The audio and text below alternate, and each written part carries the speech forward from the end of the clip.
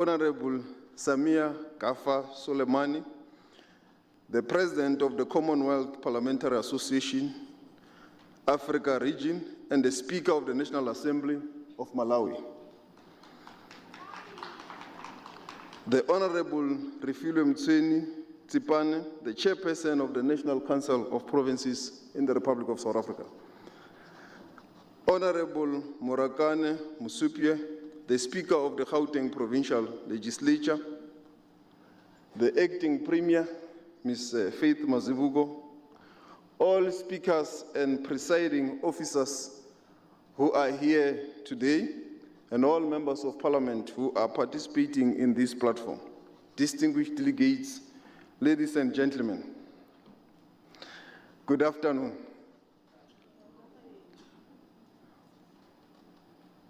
On behalf of the President of the Republic of South Africa, His Excellency President Cyril Ramaphosa, and the Deputy President of the Republic of South Africa, His Excellency Paul Mashatile, I join the Speaker of Gauteng and the Acting Premier in welcoming you to Gauteng and to the Republic of South Africa. We meet as custodians of democratic institutions and partners in Africa's developmental journey. I welcome you to South Africa and to this conference on strengthening parliamentary democracy across our continent. Program Director, at the outset, let me observe that this conference of speakers and presiding officers on the Commonwealth Africa region takes place in a space, on a day and during a week that carry the weight of history and the agency of the present. Like the traditional African port, the moment we are in rests on three legs: the significance of the place in which we meet, the history carried by this day, and the meaning of the week before us. Each leg offers a point of reflection for our deliberations in the coming days. The first leg is the significance of this place. As many of you will know, this venue was the first seat of multi-party negotiation process. It was here that the door was prized open to the new South Africa on which generations of activists at home and abroad had their sights set. Within these walls and along these corridors, certain enemies found common ground to reach an agreement for a democratic South Africa.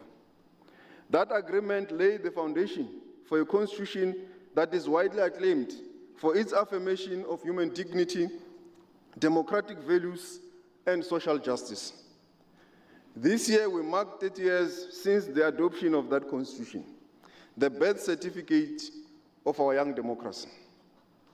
The second leg is the 50th anniversary of the 1976 Youth Uprising, an uprising that began in Soweto on this day and soon spread across the country.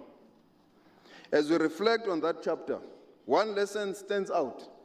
The 1976 generation accords special importance to the independence of Angola and Mozambique as precursors to the uprisings here in Soweto in South Africa.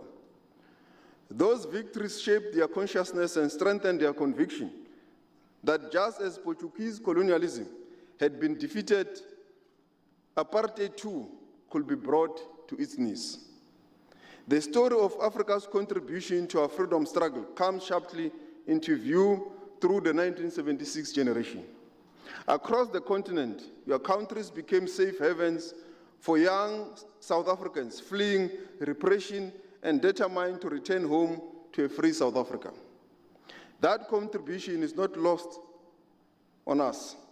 Indeed, our final victory over apartheid would not have been possible without the unwavering solidarity of different generations of Africans on the continent and in the diaspora.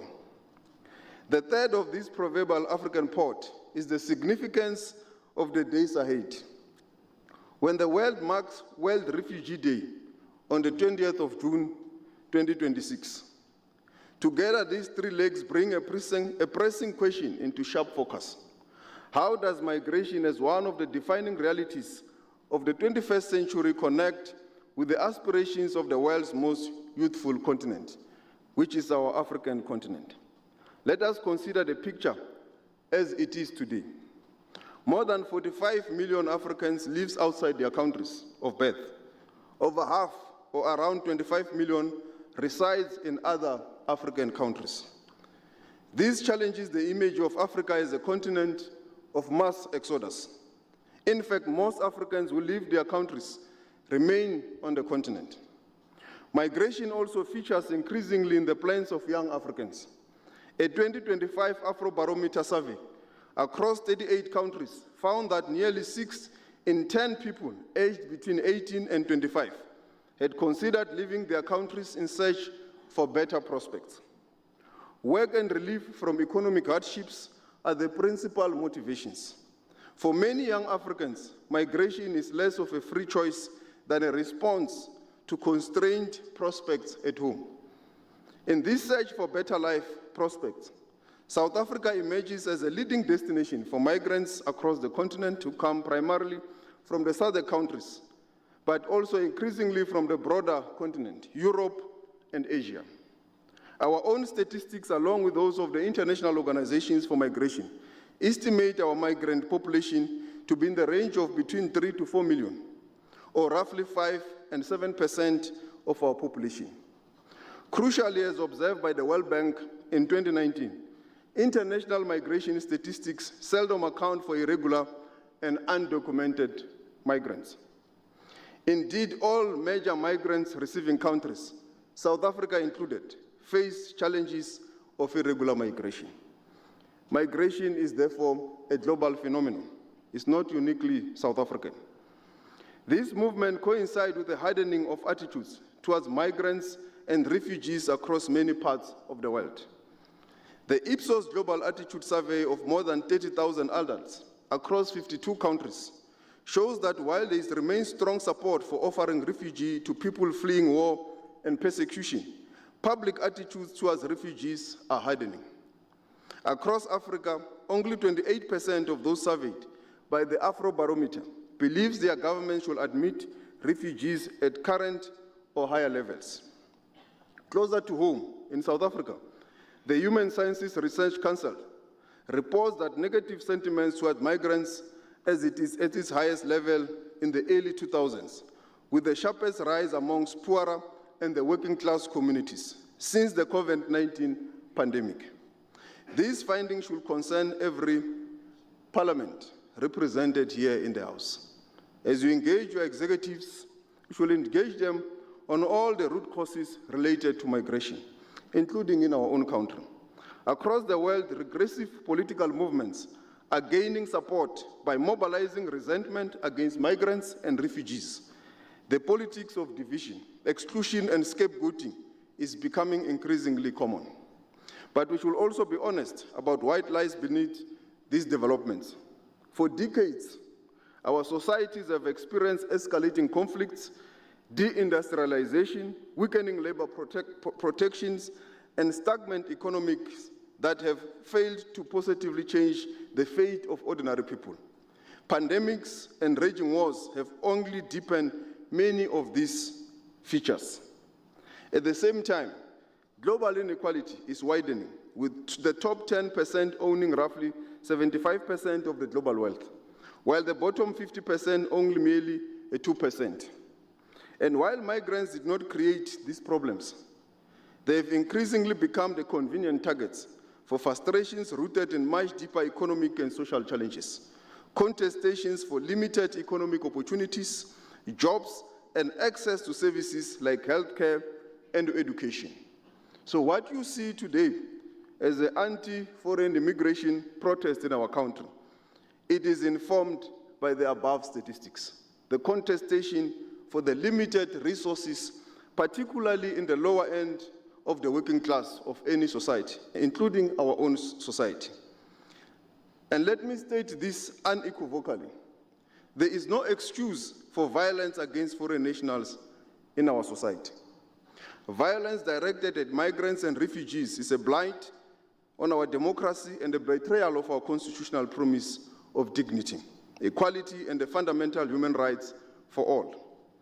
The intimidation of migrants, looting of businesses, and destructions of property are reprehensible acts of vigilantism. They threaten our democracy and risk tearing apart our relationship with the continent and the world.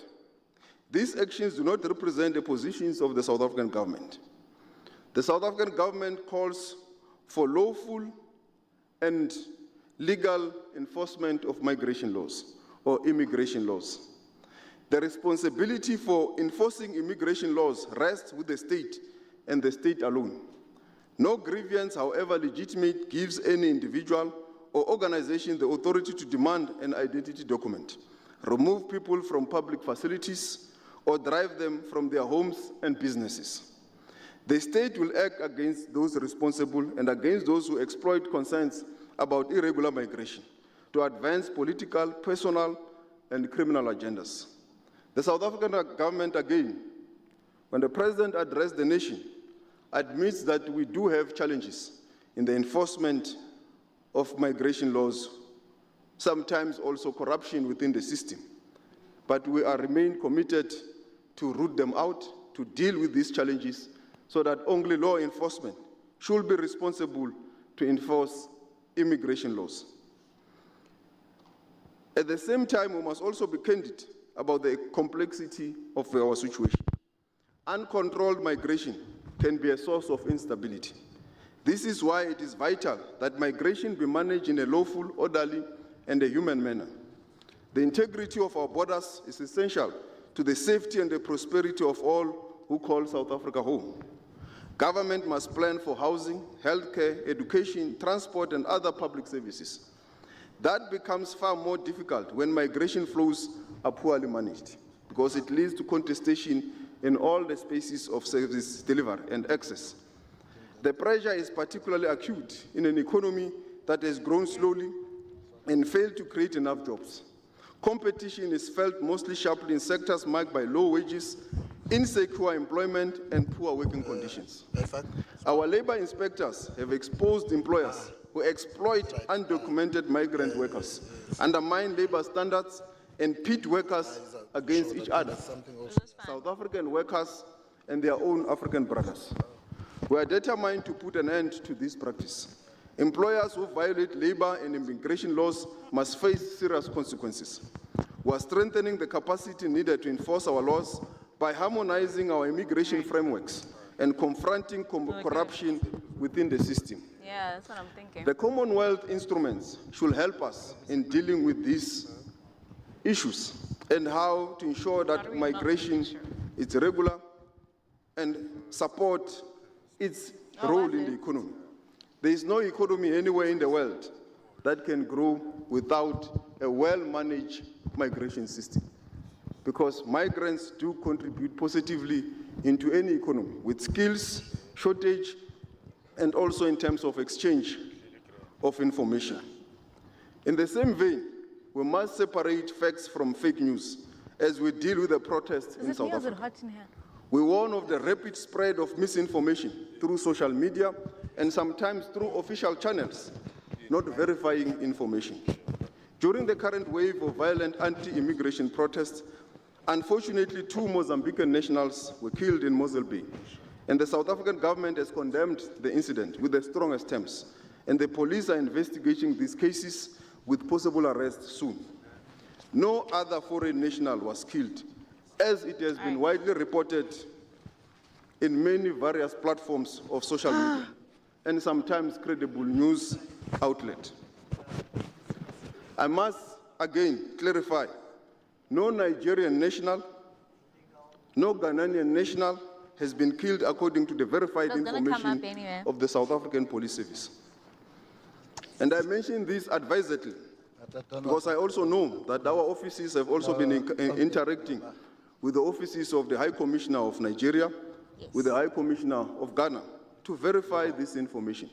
And to date, there has been no confirmation with our law enforcement agencies that these nationals have indeed been killed.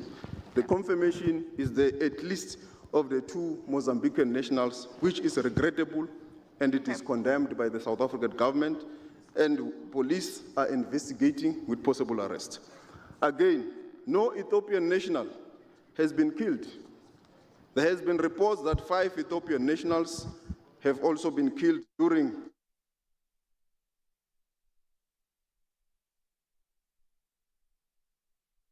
there are nationals, like one Ghanaian national who was accosted by a violent protest looking for his ID and passport. Some of the protesters have indeed turned violent, going into looting of shops and chasing foreign nationals. Those are factual. They must be condemned, and we must deal with them. But where there is fake news, we must equally condemn it, deal with it, so that as we engage on reality and fact-based information. You will be here for the next 3 days or so, and I invite you to take the excursions opportunities that your host here, your gracious host, the Gauteng government, has arranged for you to visit some of our townships and residences. I've heard that some of you were at the Hector Peterson Memorial in the commemoration of our Youth Day. I'm encouraging that you go to many other townships and areas, and also engage with your nationals, some of them who are here from the African diaspora, to understand their experiences and hear how they live, and engage with the High Commissioner. And our offices will also be here to support if you pick up any concerns in your interactions and in your engagement. But we also want to urge you to also request them to live in accordance with the South African laws. If I'm in your country, if I'm in Nigeria, I live in accordance with the Nigerian laws. If I'm in Ghana, I live in accordance with the Ghanaian laws. If I'm in Mozambique, I live in accordance with the Mozambican laws. So we'll encourage that you do the same with your nationals here. When you visit them, interact with them. We have about 13,000 prisoners in our prisons from the African continent, and a similar number of awaiting trialists, which shows that they do participate in the violations of our laws. But they are almost about 10% of our prison population, because our prison population is about 170,000, plus minus on an average. So they are somewhere between 10 and 20%. So you can see the numbers that we're dealing with. And unfortunately, they do ferment this perception that foreign nationals commit crime in our country. But as you look into it, you will see that also a majority of South Africans commit crime. As I've said, about 170,000 of them are in our prisons. So it does not matter where you come from. Crime is a crime. Whether you are a South African or a Mozambican national or anywhere, anyone is capable of committing a crime. And all of us need to deal with the challenges of crime. And it's not only foreign nationals also who are victims of crime. South Africans themselves are victims of crime. And it's something that the South African government is responding to and it is dealing with. We will need your support. Migration has always been part of South Africa's story and heritage. Our mines, farms, cities, and industries were built by generations of migrant workers from across Southern Africa and within South Africa itself. This is the reason why our young democracy approached migration with an unwavering humanitarian and Pan-African commitment. We enshrined in the Constitution the rights of migrants, acceded to international conventions protecting migrants and refugees, restored citizenship to people whom it was arbitrarily denied, and dismantled racist policies that had favored white migrants from neighboring countries and further afield. We also removed barriers that had dangerously separated South Africa from its neighbors. 3 decades later, we remain committed to that humanitarian and Pan-African vision, an open society governed by law, anchored in human dignity, and attentive to legitimate needs of its people. But we are also aware that we cannot manage this challenge alone. We must work with our neighbors in the region and the broader continent to address the root causes driving the flow of movement into South Africa. That means ending conflict and persecution, building productive economies, creating jobs for young people, and deepening regional integration. And I also implore you as members of parliament, in your parliaments, to measure your own executives how far are we going with regional integration, the Africa Free Trade Area, and cross-border economic zones, because these zones and the Africa Free Trade Area will be a great opportunity for us to grow the African economy, to create jobs in all parts of the continent, for all of us to make a meaningful contribution to the future of our children. As you deliberate in the days ahead, may the symbolism of this place give you the courage to confront difficult questions, bridge differences, and find common ground as parliamentarians are called upon to do so. It will not just be a ladies' and a gentleman's discussion. It must be frank, honest, and robust. May the significance of this day remind us that young people of our youthful continent are growing impatient with democracies that do not deliver on socio-economic outcomes. They want better lives. They want decent work and real opportunities. They want to see African critical minerals being processed at source, and they want to be the drivers of innovation in artificial intelligence and the green economies, and not just as consumers. We are the most youthful continent in the world. Therefore, it must be shown in the factory shops when we process our critical minerals. It is against this background that South Africa placed the issue of processing of critical minerals at source and beneficiation at the center of our G20 agenda. And it is an outcome that we want to see you help implement across the continent. And as we approach the World Refugee Day, amid an atmosphere charged with fear and uncertainty, may we be reminded of the agency of addressing the political, economic, and social conditions that compel as many people to be on the move. The African continent can rise and must rise through our actions by ensuring that the protocols that we have signed on Africa Free Trade Area, on migration, and many other protocols, including issues on critical minerals, becomes implemented and not just be issues that we talk about in summits and conferences. I wish you fruitful deliberations in the next 3 days. Thank you very much.